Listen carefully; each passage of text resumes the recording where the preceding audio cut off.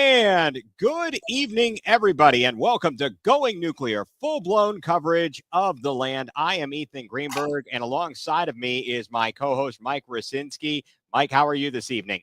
Doing good. Tired from getting ready for all the Christmas festivities next week, but other than that, can't complain. Excellent. Well, folks, we are now part of the Fans First Sports Network and the Fanatical Elves Network. So thankful to be a part of that group. Thanks to John Suchin for reaching out. Thanks to Sherry for also being a conduit there. Glad to be a part of that. And hopefully we can do everybody proud. And folks, if you don't catch the video now, you can certainly go to your favorite podcast platforms. You're on Apple and Spotify, etc. And you can look up Going nuCLEar fans or on the Fanatical Elves Network under Browns. You'll be able to find the shows later to give them a listen. So thank you very much for being here with us this evening. Mike, glad to have you from across the pond. Sherry, lovely to hear from you. And folks, when you're done with our program, be sure to tune in to Sherry's show, a little breezy Browns talk. She's got Posh Clevelander on. It'll be fantastic. So with all of that out of the way, Mike, let's get to it. You know what we're going to lead off with tonight? We're going to lead off with the Cavs. Yeah. Yes. Yeah. I'm so happy we're not talking about the Browns first. Yeah, exactly. We are going to let them know. We are going to let them know here. So the Cavs have the NBA's best record, 23-4. The consolation for getting knocked out of the meaningless cup, Emirates NBA Cup. Well, we got to play the Wizards, the worst team in the NBA. And then we went and beat up on the Brooklyn Nets, who just traded away Dennis Schroeder. So I don't know. What are your kind of thoughts there, Mike, about not being involved in the NBA Cup going further, but then having an opportunity to play against two lesser opponents? Yeah, well, if you make the tournament, except for two teams, you're going to end up with at least one loss, no matter what. If you don't make the tournament, we're seeing that you get two easy opponents on the schedule. And seeing how close right now the race is between Cleveland and Boston, you can foresee this kind of being a close race till the end of the season. It might come down to one or two games to determine the number one seed in the East. And Boston actually was in the same position we were too, and they benefited from two easy games as well. So not a bad consolation prize when the NBA Cup still doesn't really mean anything. Yeah, exactly. I'm sadly out on the NBA Cup right at this point. Until, like we talked about, there has to be more of a value, more of a prize for winning that thing. Milwaukee just beat Oklahoma City to win the NBA Cup, and that, in fact, is who the Cavs have coming up next, and that'll be on Friday night from the Rocket Mortgage Fieldhouse. Isn't it crazy, though, how many games the Cavs played so frequent in the early going of this season? And now for basically the past 2 weeks, they've had clumps of days off. They play back-to-back in Charlotte and Miami and then have 5 days off before another game. Then they play a couple more games. Then they've got another 5. This is crazy. I mean, where did the NBA schedule makers come up with this nonsense? Yeah, I agree. I was looking at that too. I'm like, I got no sports to watch today. What's happening? But the funny thing is the Cavs seem to do worse after a long break too. They struggled a little bit against the Wizards after that 5-day break. When they lost their game, was it to Atlanta or Miami? That was coming off of a five game break. So you'd rather have that than all these back-to-backs. But it's just interesting how that happens. And one other thing I was thinking about the NBA Cup too. The two teams that are in the finals have to play an extra game, which means they're logging more minutes. There's more risk of injury too. So the benefits of winning it, I don't think outweigh all those negatives that come with it. Exactly. And I completely agree with you on that front. And like you said, that game against the Wizards, they did kind of sort of struggle. Maybe part of it was not having Evan Mobley, who had turned his ankle in Miami after having an amazing performance against Charlotte. hitting threes all over the place, 40 points. I mean, that was unreal what he was doing there in Charlotte. And obviously playing without him, that created a bit of a wrinkle. Still no Max Strus. Hopefully he's going to be back soon. I think that's the word. I haven't heard, anything specific on whether we should expect him back Friday or otherwise. But they struggle against the Wizards, and then they go to Brooklyn and absolutely obliterate the Nets. I turned on the radio and I'm like, what is the score? We're up 72-40 at half. I'm looking at this and going, what is happening here? The Cavs don't do this. We don't beat bad opponents by a lot. What are we doing? Yeah, and that was after they started the game down like 7-0 or something and then yes, for some reason, but that was after like a Wizards game 2 days prior. I don't know, some weird. This is my theory of they just do better with a compressed schedule than they do with a lot of time off. Although that did give Mobley time to rest up and heal. Right, that was the benefit right there. But again, all these players, and you talk about load management. Well, now you're getting 5 days off at a time. And then later on in the season, load management. I don't understand the logic there. I just don't understand the logic of the way the schedule has been laid out. Yeah, I'm with you. And at the beginning of the season too, we had played something like 5 more games than some of the other teams too, which made zero sense at all. I'd be curious to see now. I'll have to pull it up as we're talking, what the difference is in games played between all these teams. Yeah, I right now we've played 27 games. Boston's played 26. Orlando, I see, has played 28. It seems like 28 might be the most games played over on the West in the Western Conference. For some reason, Oklahoma City's only played 25 games. As we saw, Miami with 24. Yeah, it's odd. It's definitely odd, but I hope that the balance of the schedule, the Cavs have already played 15 home games, only 12 games on the road. So we're going to have a few more games going forward on the road. I'm sure that all balances out because you play the same at home as you do on the road. With all this going on, next up is Milwaukee. We've already played Milwaukee twice this season. The Cavs won an amazing game in Milwaukee. A comeback. Donovan Mitchell hits the shot to beat, the clock, and they win 114-113. And then on the second half of a home and home 2 days later, without Giannis playing, the Cavs win at home 116-114. Milwaukee has suddenly turned it around. They started off terrible. They were 2-8 in their first 10. They had a 6-game losing streak. Now they are up to 14-11, 8-2 in their last 10. And again, just last night defeated the Thunder in the NBA Cup final pretty convincingly.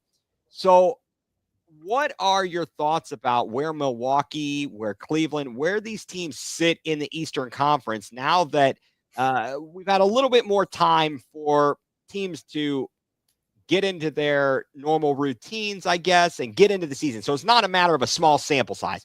We're more than a quarter of a way into the season. What do you think the outlook is for the Eastern Conference for the Cavs? Yeah, well, first of all, I think Mike Pellegrini's right on. Hopefully the Bucks will have some kind of hangover Friday against that game. Although I am looking to see how the Cavs play against like a surging Bucks team too, because it was a struggle. Like you said, the first two, they pulled them out. It's a home game, but this is going to be, it seems like this is one of the better teams in the Eastern Conference as of the last 2 weeks. So it'll be a good challenge as opposed to playing the Wizards and the Nets the last few games. Right. You play the bottom feeders. Yeah. And you really need to give yourself these tests, these litmus tests throughout the season. It has really been just amazing. We've discussed it numerous times, how much different this Cavs team is than the Cavs team was a season ago. And the main change being the coach, not the players, the coach. Yeah.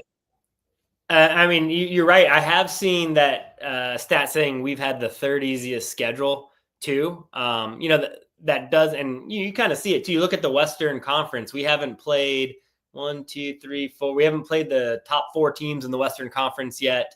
We've only played the Nuggets of the top 7. So there's a lot of good teams we haven't played yet.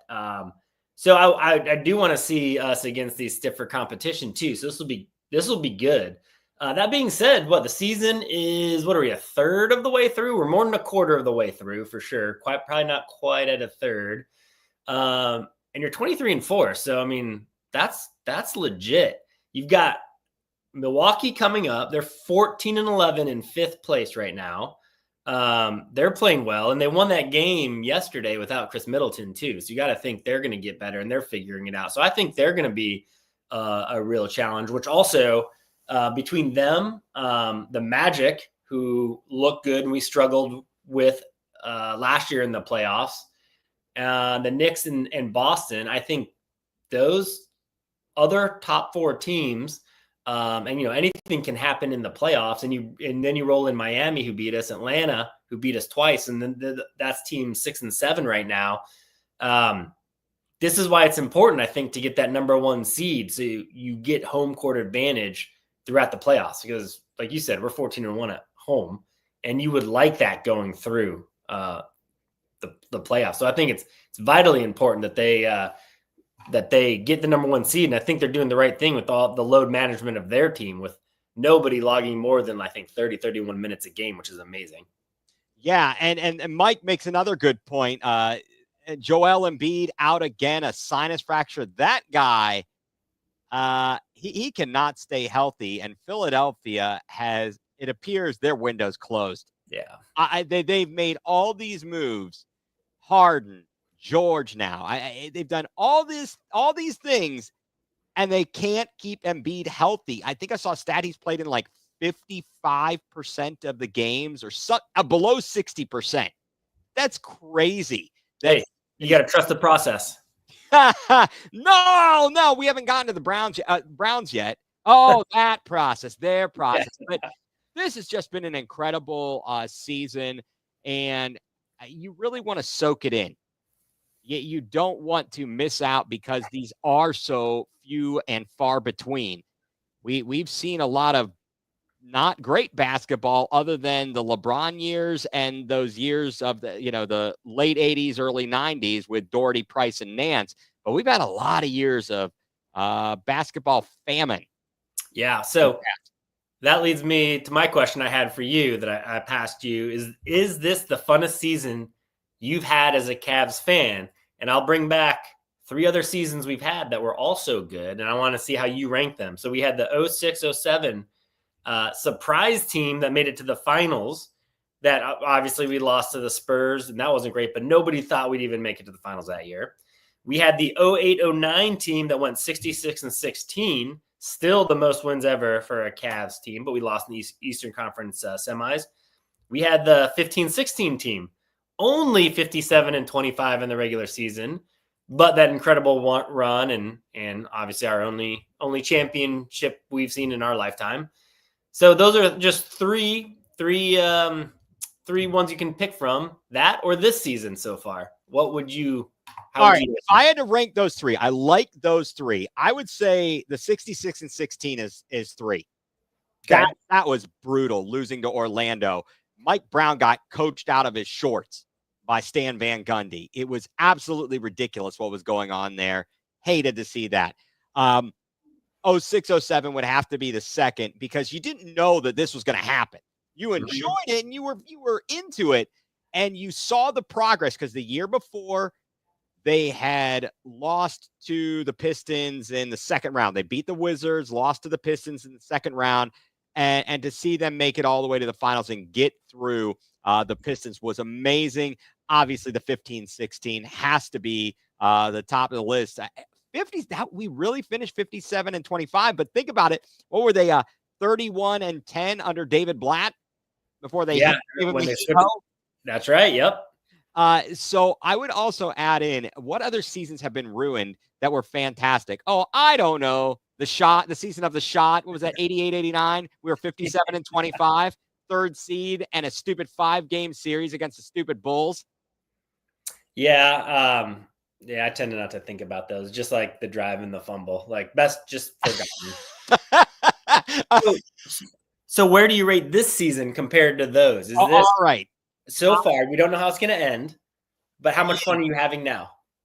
Knowing that I am enjoying this because we know that there are so many years where the basketball has not been great. I'm enjoying every minute of it.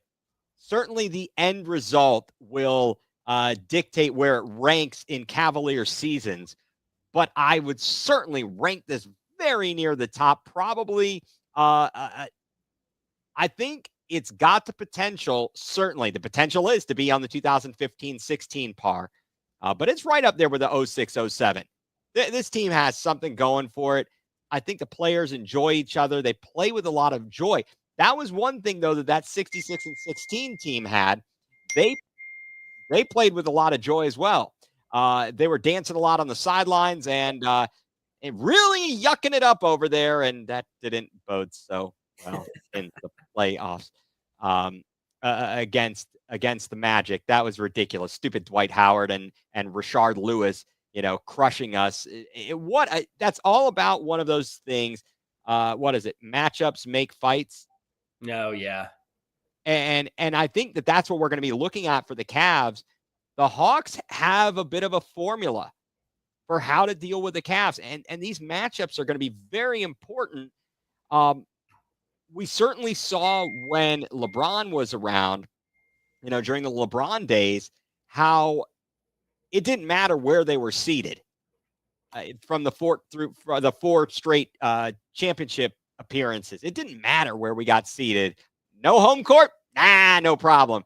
Oh, Atlanta, you think you're good? No, we're just going to sweep you out. Toronto? Hey, yeah. Oh, yeah, you stink. You stink. Kyle Lowry, go back. DeMar DeRozan, adios. Hey, Turbo Man in the front row. Bye. See you later. They were no challenge. Even the worst we had really might have been against the Pacers.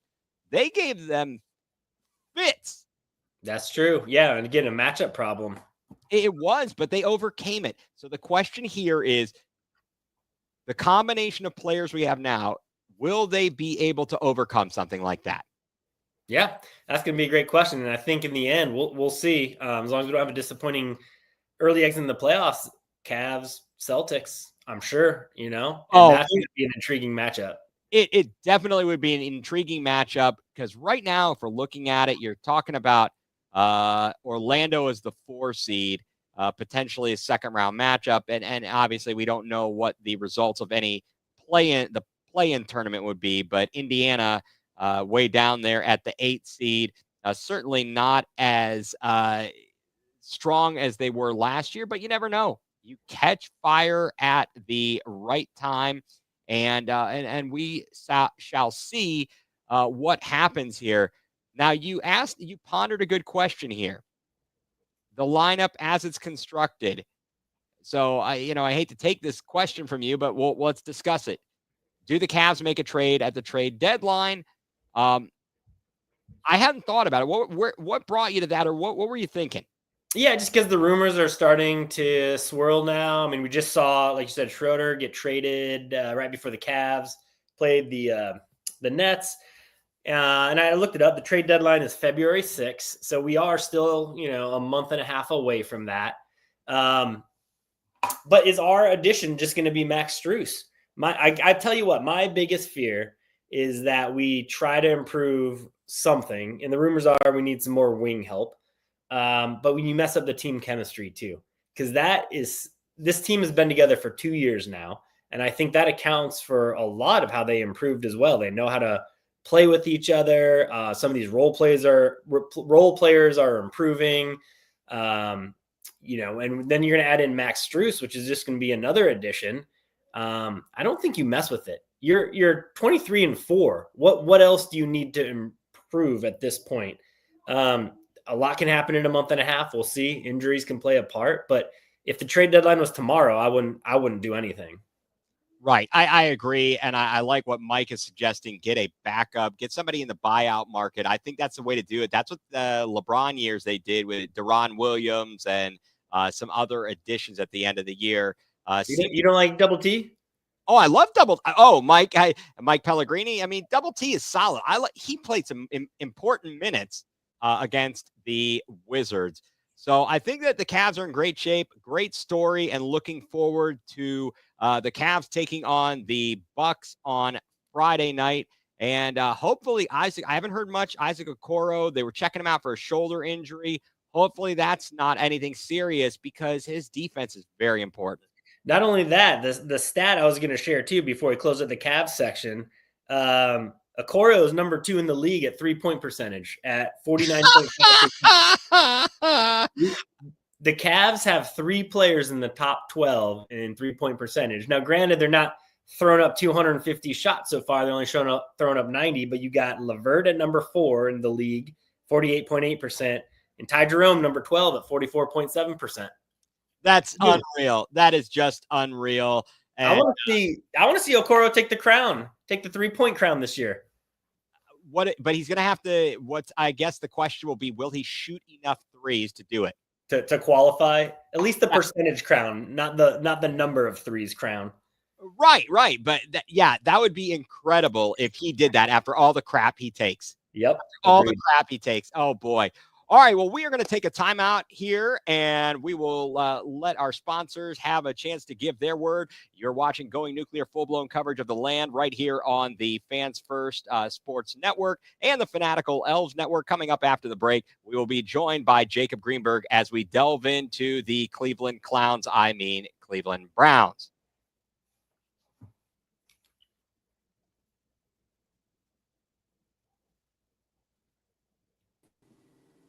And welcome back to the show, Going nuCLEar, full-blown coverage of the land right here on Fans First Sports Network, the Fanatical Elves Network. Thank you for joining the program now, our resident dog pound expert, Jacob Greenberg. Jacob, thank you for gracing us with your presence. It was another fantastically craptacular week of Cleveland Browns football where they did things that you could not possibly make up. I mean, was that a football game or a comedy show, Jacob? Both. Yeah, we had some laughs. There were no tears. No tears, though. Isn't that the best thing about the Browns sucking? You don't expect anything, so there's no tears.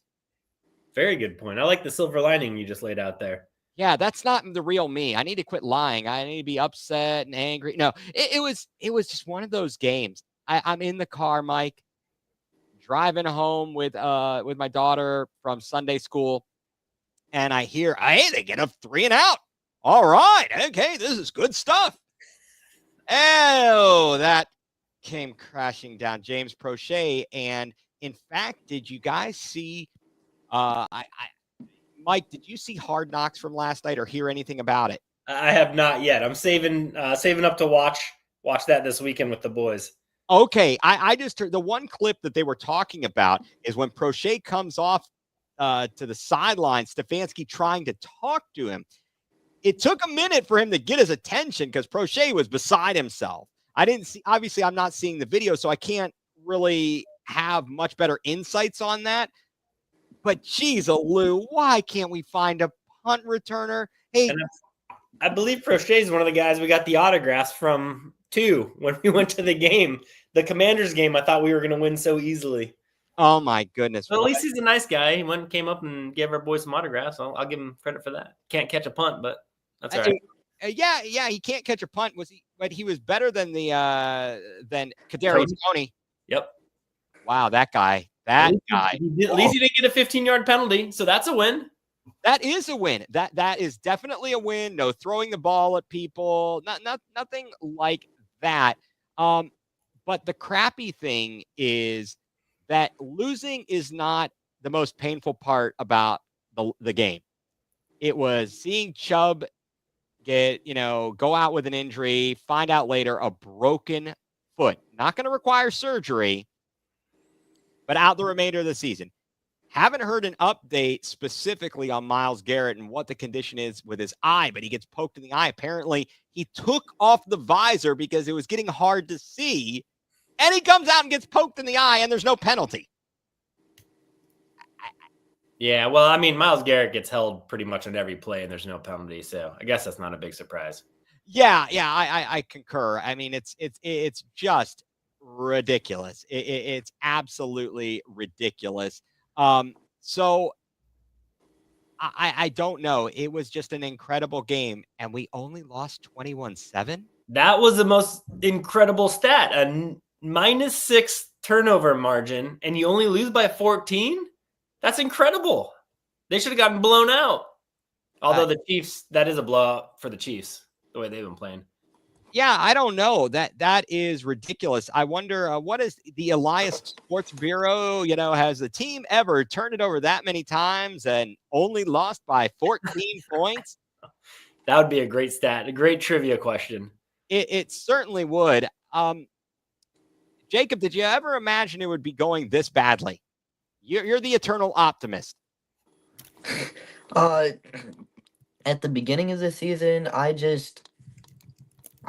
don't know. Speechless. He's speechless, guys. He's speechless.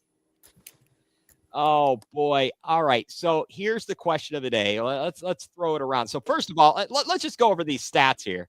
Patrick Mahomes was only 19 of 38 for 159 yards, 2 touchdowns. We did not get to him. We did not sack him. He was under pressure all day, and he leaves with a high ankle sprain. Apparently, he's a superhero and is going to be able to play through it this coming Saturday, which I'm very upset about when we discuss our picks. I thought maybe. Were you guys still thinking when Carson Wentz came in, maybe there's a chance if we can get one stop? Well, I mean, we're Browns fans, so we always think there's a chance. I don't know why, but we always do. We have. Well, we think we're gonna come back and take the lead, and then we'll blow it in the last minute. That's actually what I was thinking. There it is. Jacob, did you have any hope when we saw our friend Carson Wentz enter the game and Mahomes exit? No, not really. Was it a chance to scout Carson Wentz for a quarterback next year? Oh, no. No, I can tell you right now. He has a ring. Yeah, well, you know what else has a ring? My phone. Hi-oh.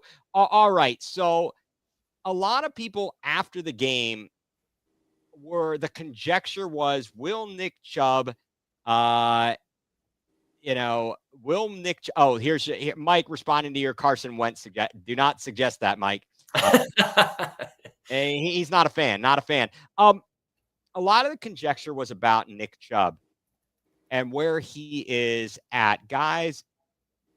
So let's say in an ideal world, a team-friendly contract could be coordinated. Do the Browns bring Nick Chubb back? Jacob, I'll take that as a good ding. You tell me. What do you think? Yes, I do think that if the price is right, they should bring back Chubb. Okay, Mike, I got to agree, but yes, give me your thoughts. If you can have an incentive-laden contract, something like they have this year, and we should get into the contract deals, which I don't have in front of me, but it's a pretty low base salary. But, if he performs well, he gets more money. Just to what he means to this team, and really what he means to the fans. Like, try to erase some of the negative energy from Watson with the positive energy from Chubb, at least for the fans' sake, to at least balance our karma out a little bit. So, yeah. And, I don't want to steal any draft thunder too, but a mock draft had us taking that running back from Boise State. Yes. So what if we do that and then we have a Nick Chubb as like a third down back, or, have a good 1-2 punch if Chubb gets back to close to how he was before the injury? Right. And that's a tough question. I don't think that this definitely I think if he wants to come back and they can do a team-friendly contract, you bring that guy back. You need, as you said, good karma, good mojo, goodwill with the fans, because he has done so much, and people love him, and they love his attitude, and the fact that when he was rehabbing, we didn't wonder, oh, is he on vacation having a pasta dinner? Why is he training in another state because he's too good for the trainers in Berea? No, we were confident that he was getting his butt in the gym, working with the trainers, and getting ready to get back this season. So I hope he's back. I'm gonna have to assume that if he wants to be back, they will bring him back. Now to your question, what to do going forward in the running back room? What do you think, Jacob, about future running backs? Future running backs.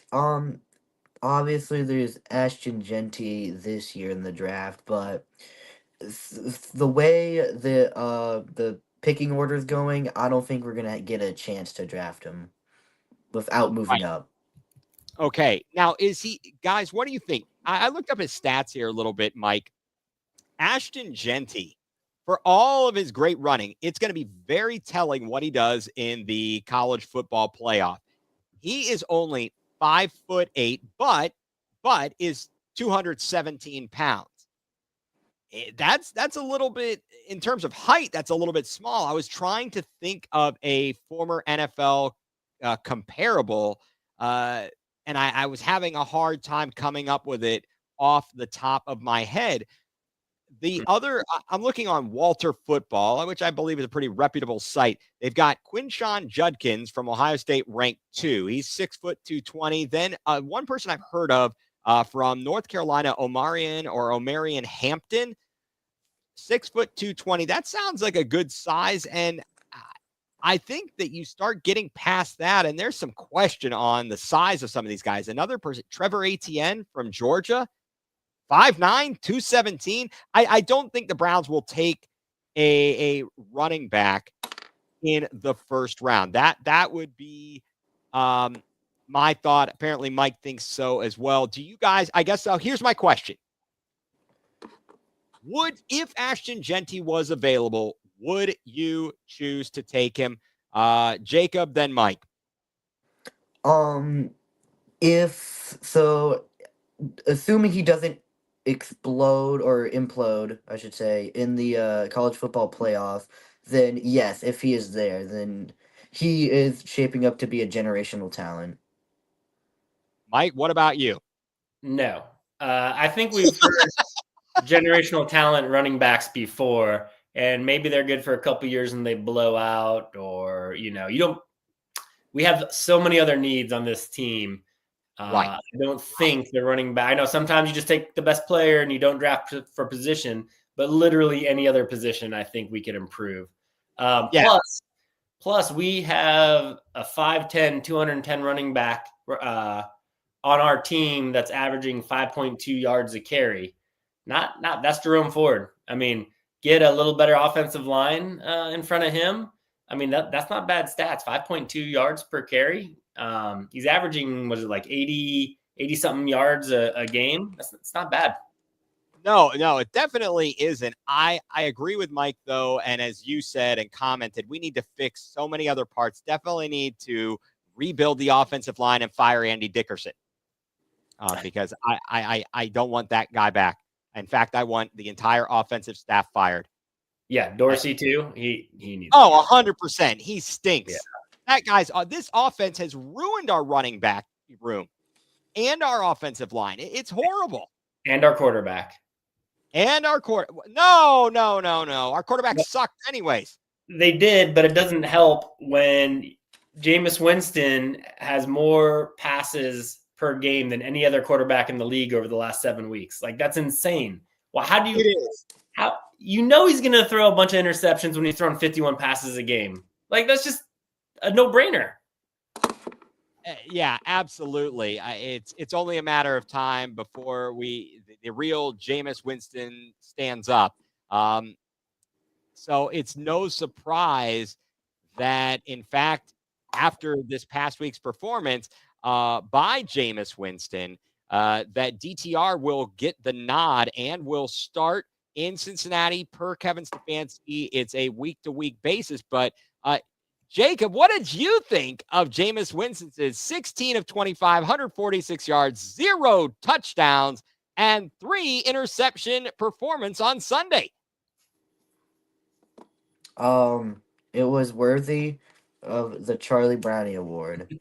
Yes, this is absolutely worthy of the Charlie Brown Award for the Charlie Browniest player on the Browns. And for you, Jameis Winston, we thank you for your service. And good grief. Yes, thank you, Jacob. Jameis Winston, he needed to ask for more divine intervention. He wasn't giving up pick sixes, but the picks were aplenty. The one off of Chubb's hands, but was okay. That's questionable. Nick doesn't have the best hands. It wasn't a great throw either. It just all was bad timing, or it just worked out badly. The throws in the end zone, trying to get into double coverage, triple coverage, absolutely ridiculous. Just ridiculous. And it doesn't surprise me that they are going to bring in DTR. So my question is this to you guys. What are the expectations for Dorian Thompson-Robinson this week and potentially the last 3 weeks of the season? What do you think he will do, and what would you like to see him do? Jacob? I'd like him to manage this offense as much as possible. I'd like to see maybe him sit there in the pocket a little more than he's a bit of a quick trigger and likes to get rid of the ball a little too quickly. I'd like to see him maybe just sitting there, just let the play develop rather than going straight for the check down. Right. So basically you're saying if he doesn't see his first read, he's ready to either check it down or get out. Yes. Run. Okay, I got Yeah. you. Mike, what are your expectations? What would you like to see? I would like to see him continue to lose because we cannot afford to fall further down the draft board. So I think it's a foregone conclusion. We will continue to lose. I have seen nothing from what we have seen at DTR to see that like he's going to be some steal in the pick from a couple years ago as that 5th round pick. Like he seems like he doesn't make good decisions. When he runs the ball, he puts himself in danger. He's already gotten hurt twice. Like I still see anything special about him as a quarterback in the NFL. I'm sure he's going to be a solid backup, just like a whole bunch of other quarterbacks in the NFL. But I don't know. Maybe use this time to prove once and for all that we do need another quarterback. That he's not the answer. Right, exactly. I think there have been a lot of people that have tried to prop him up and say, hey, he could be. Look at his preseason. Well, you know what?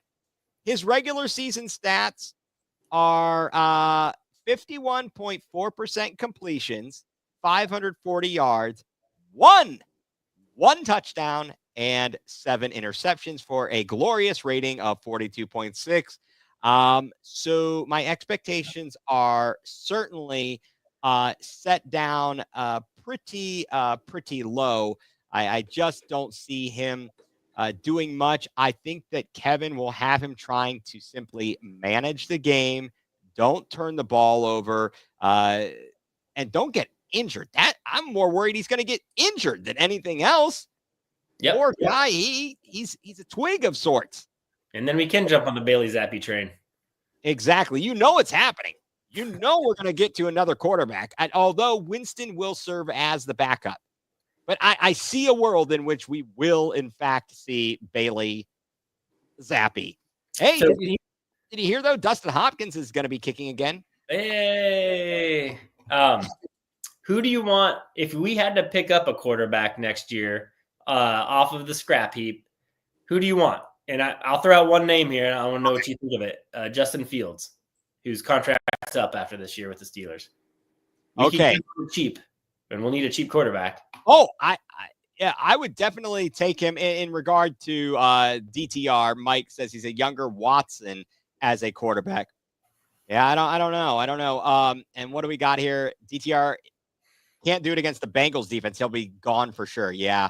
I don't think he'll be gone, but their defense is horrific. So, Justin Fields, my short answer is yes.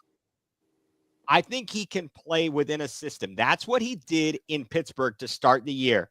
It wasn't impressive, but they won games. Jacob, what about you? Would you take Justin Fields as a reclamation project on the cheap? Yeah, Fields, I think he can be solid, and he's not the best deep ball thrower, as we've seen now that Russell is playing for the Steelers. They've been better on offense, maybe.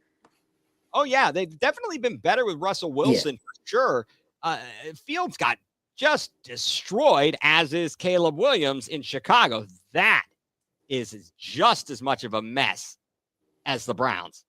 Mhm. That is, now Fields or Darnold. My only condition, would I take Darnold at this juncture? Probably, because I think he's solid enough, but I don't think we could get him on the cheap. What do you guys think about recently benched Kirk Cousins? Why not? That's Are we your option. Would you rather have him or Winston? Him over Watson. Yeah, hands down for sure. I don't want to see Watson ever play again. Him over Winston? Yeah, why not? We've seen what Winston can do. It's okay, but he's 2-5 right now. Yeah, it's pretty bad. Jacob, would you take Captain Kirk? You like that?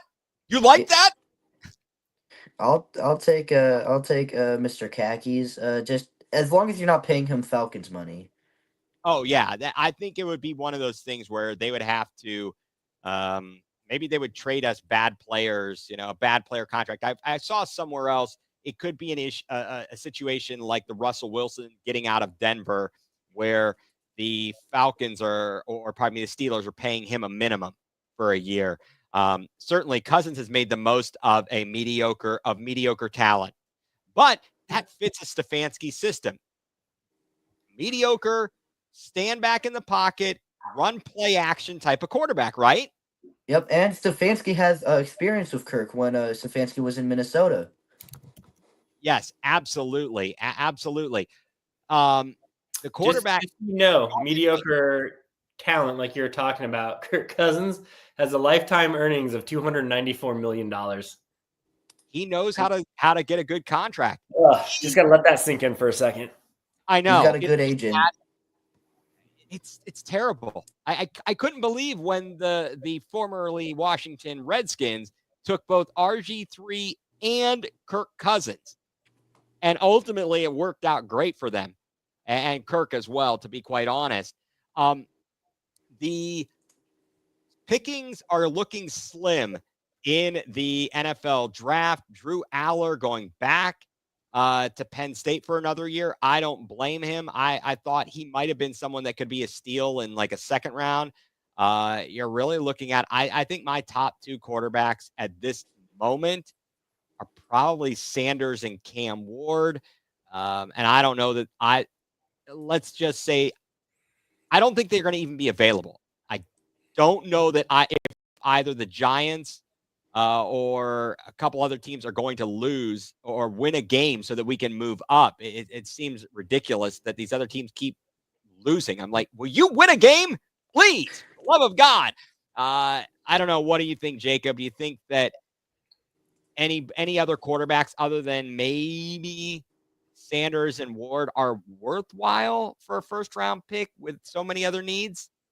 I would say you take a look at Milrow. I'd say that you draft Milrow if he's available. If it's not one of those three, then you take something else. You take another position. All right. I can feel you there. So the one story, did you see this, Mike? Last week, Mary Kay Cabot comes out with an article talking about how the Browns might allow Watson might come back and compete. Yeah. Quit writing this. He's competing for which bench spot he's going to take. Is he going to sit on the center because maybe he can be center, guard, and tackle? Yeah, maybe he's competing to see if he can even sit on the bench or if the Browns will just pay him to stay at home like Houston did. Yeah, I'm so tired of that. It was mind-boggling to see that article and to read that. And the fact that there are allegedly people within the Browns that still think he can play at a high level. Are you kidding me? Can What? is it time? Can I go into the Watson versus Winston comparison stats? I would love to do that. Please do. Okay, and this is because they both played 7 games now, so it's an even comparison. So you have Watson that was 1-6, Winston 2-5. All right, win goes to Winston there. TDs to interceptions. Watson 5 TDs, 3 interceptions. Winston 13 TDs, 12 interceptions. I would still take that over 5 and 3 any day. Yards 1,100 for Deshaun. 2,100 for Jameis. He almost doubled Watson's yards. That's incredible. Completion percentage, 63% for Deshaun, 61% for Jameis. How many times? Does that include the number of passes he completed to the other team? Because Oh, that might that's true. raise it. That would definitely raise it above Deshaun. That's a good point. I did not. And actually, that increased his touchdown rate too. So Yes, absolutely. Yeah. Absolutely. He likes to share the wealth. He does. He's a giver. Deshaun was sacked 33 times. Jameis 24. Not a surprise there because he was always on his back. QBR. Oh, hello. 23. Yeah. Oh, yeah. I didn't even mean for that to. Oh, boy. Whoa.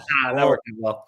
QBR, Deshaun at 23, Jameis at 57, and QB rating, Deshaun at 79, and Jameis at 80. So head-to-head comparison. Oh, well, let's not forget, too, the opponents they played against. I'm pretty sure Jameis played against 4 of the top 7 defenses in the league. And who did Watson have? He had the Giants. He had Las Vegas, Jacksonville. So he was putting up those god-awful stats against some pretty lousy teams, and Jameis was doing it against a lot stiffer competition. Yeah, absolutely. This was ridiculous. I mean, the whole Watson experience has been an absolute horror show, nightmare, debacle, whatever you want to say, and it has been one crappy game after another. Yes, and he should never see the field again. Yeah, and God bless the people that take him off our hands, or may God have mercy on the souls who take on Deshaun Watson ever again. Yeah, I mean, just awful. And Whoever these Mike, alleged people in the organization are that think Watson can still play at a high level, I want to see him gone. well, they got their eyes poked out just as Winston did, and they couldn't see. Like Myles Garrett was playing on one eye. Winston, I think he got both. It was a Three Stooges eye poke, and he couldn't see where to throw the ball.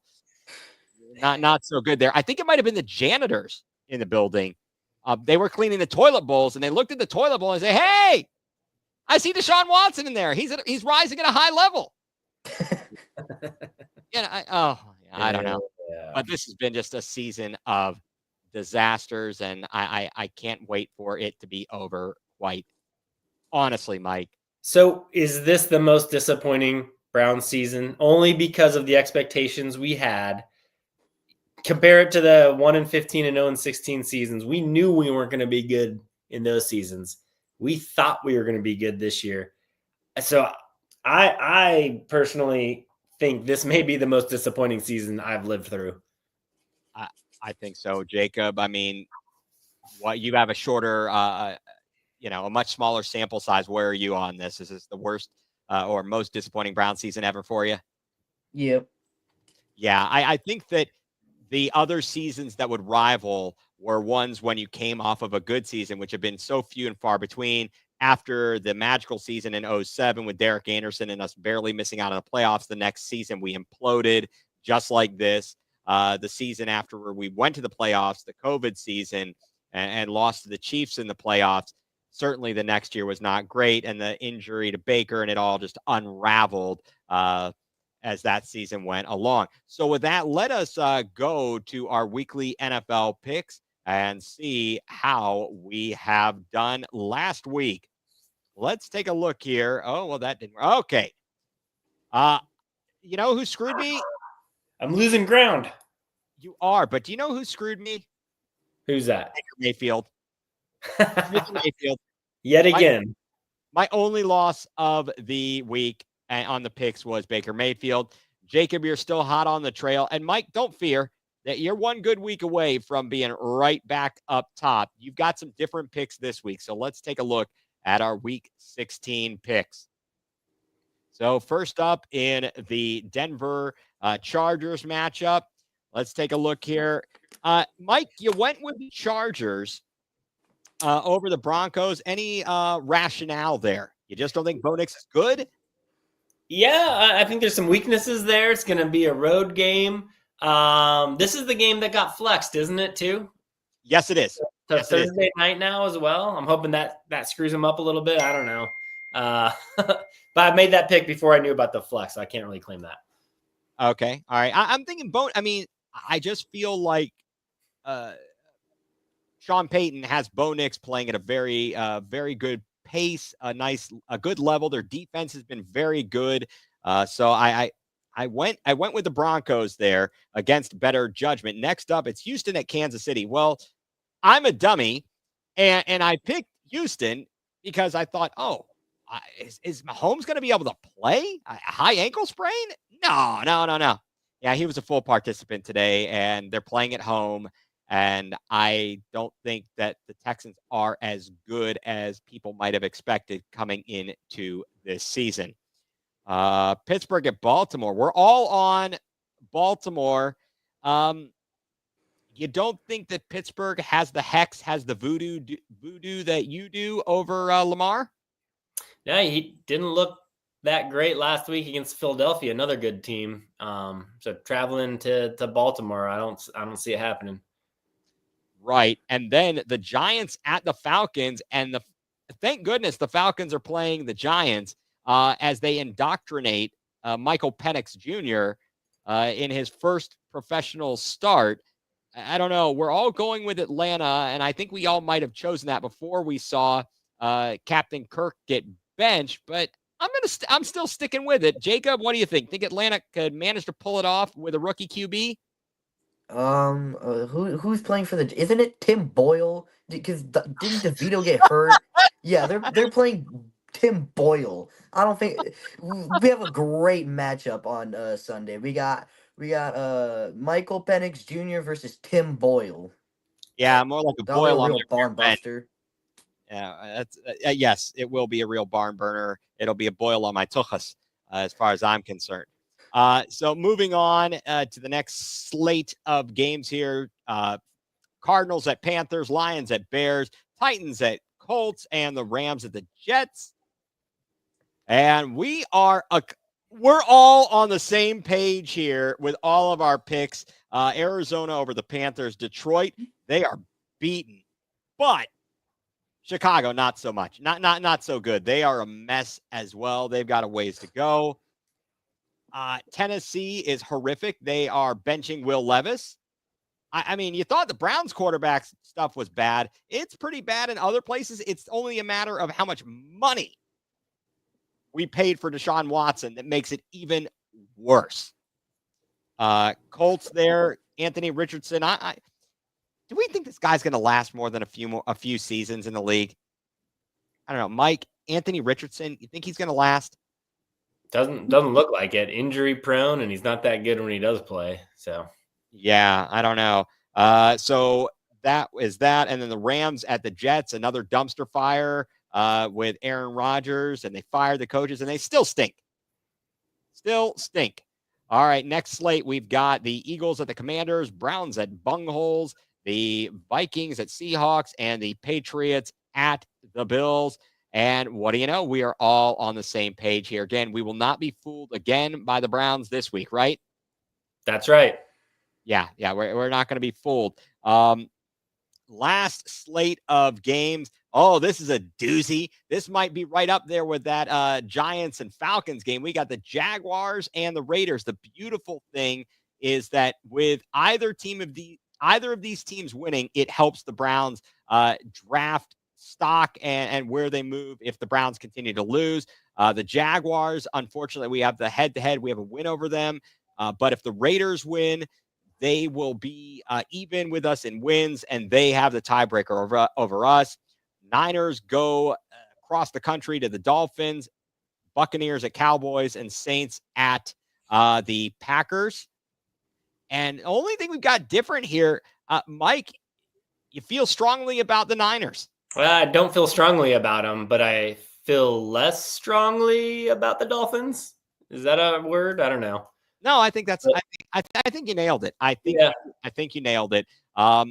Yeah, we shall see. Certainly, everybody is loving Baker Mayfield, and he'll have another great week. And the Browns will stink, and the social media world will be abuzz. And that is going to do it for our weekly picks.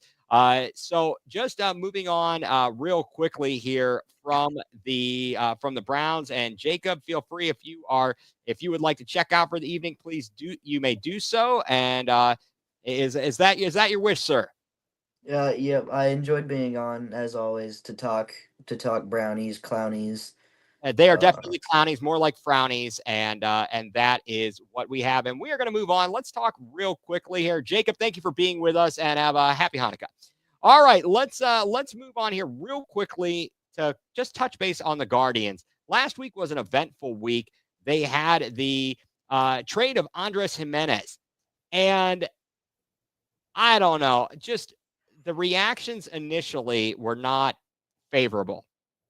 We're going to sit back, and it's going to take time to really know. But, Mike, I just want to get your overall impression of the trade of Andres Jimenez.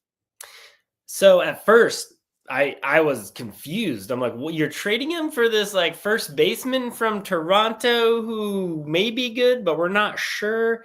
But then they made that second trade to get Luis Ortiz from the Pirates, a young pitcher who's under team control for like the next 4 years. And they actually netted 3 single A prospects too. So who knows how they're going to turn out. But after I saw that second trade, I was okay with it because, one of the analyses of this trade was, hey, you're going to pay Jimenez, what is it, like $25 million a year to be a singles hitter?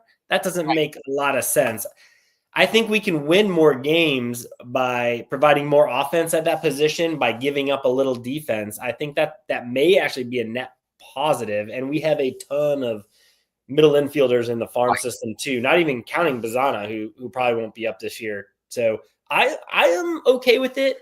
And I want to trust their front office from, they have a history, a track record of making good trades like this. So I'll give them the benefit of the doubt. How about you? Again, I'm on the same page with you on this one, Mike. Initially, I thought we were getting some magic beans. Actually, I saw that Spencer Horwitz kid, and I was like, hey, a member of the tribe coming to the tribe. But then they traded him. And I thought he had some pop in his bat, but I like the idea. We desperately need to add another starter. Apparently, people in Pittsburgh thought a lot of this guy. He pitched well against the Guardians last season. It will definitely be good. I certainly think, though, that for the fans, it's another one of these situations where it looks like we're just trying to dump money instead of pay a guy that's a fan favorite. It's going to be hard to win over the fans the way with the history of the Dolans. That's just my initial thought and 2 cents. Yeah. And, we've been through this before. Like you said, that's a recurring theme.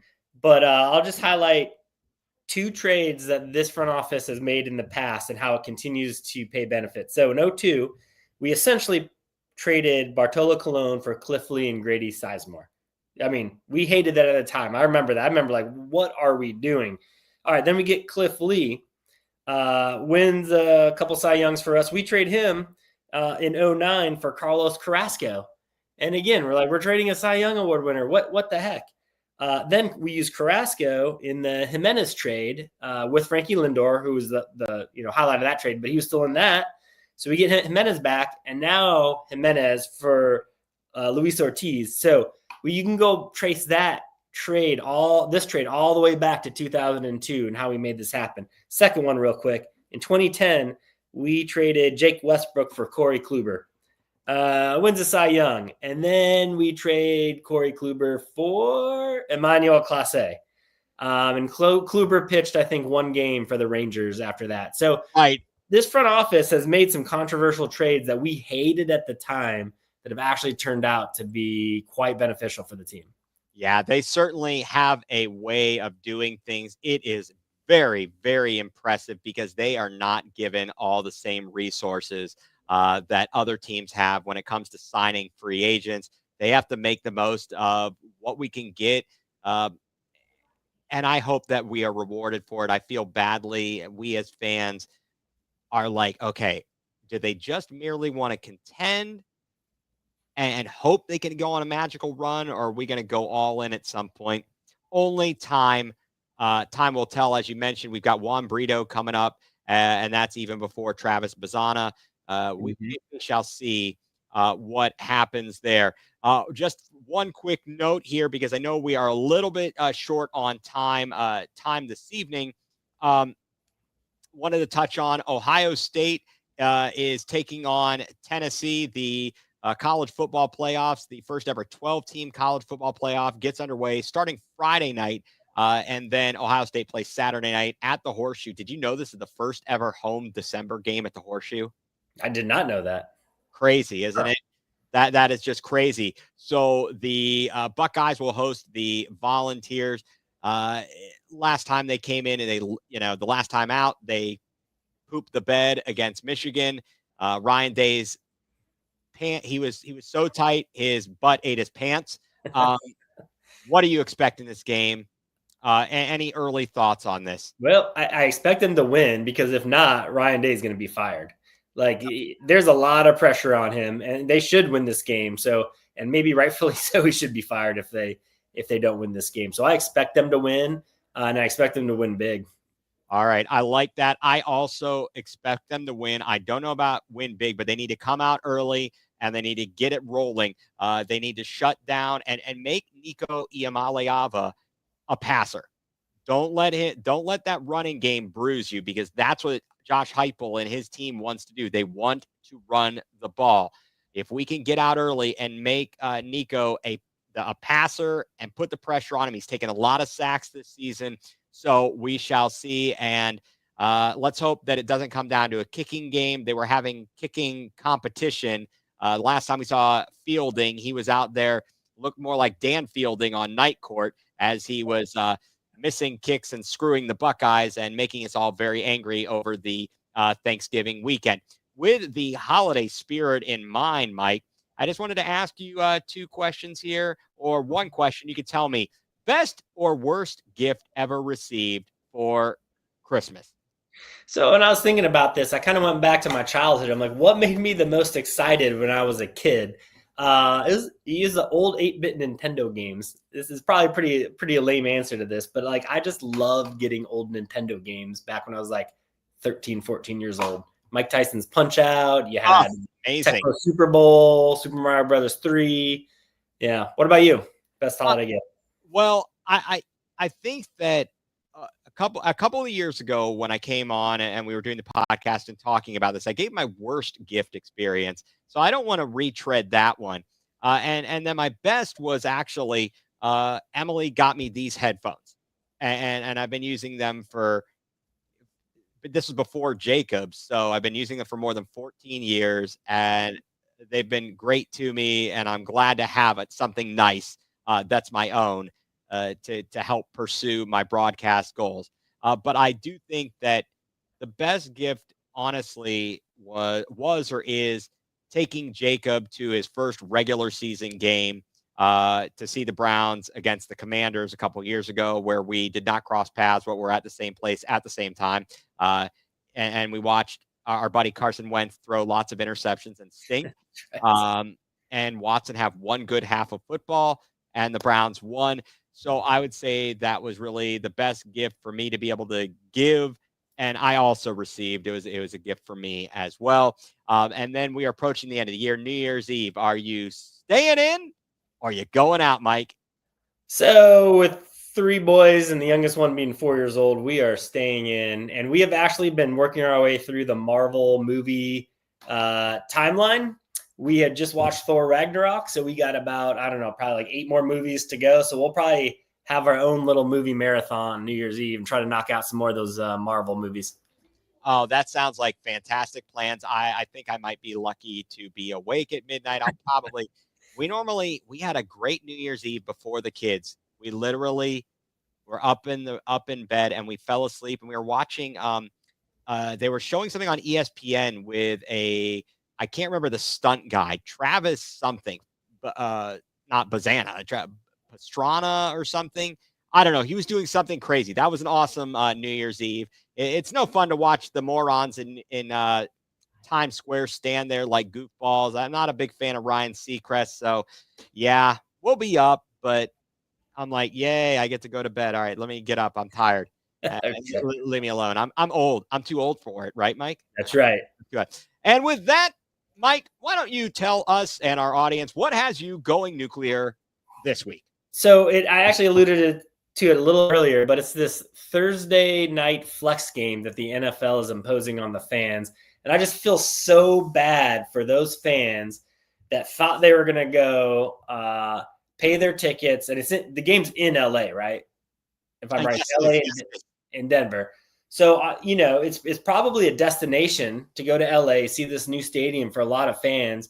I'm sure a lot of them are planning to fly in Friday or Saturday, go see the game and leave Monday. That's what I would have done if I was going to make this a destination. Right. And all of a sudden you flex this game to Thursday. I know they gave them like 28 days notice or whatever, but come on, you can't change plane tickets like that. You can't take off time at work.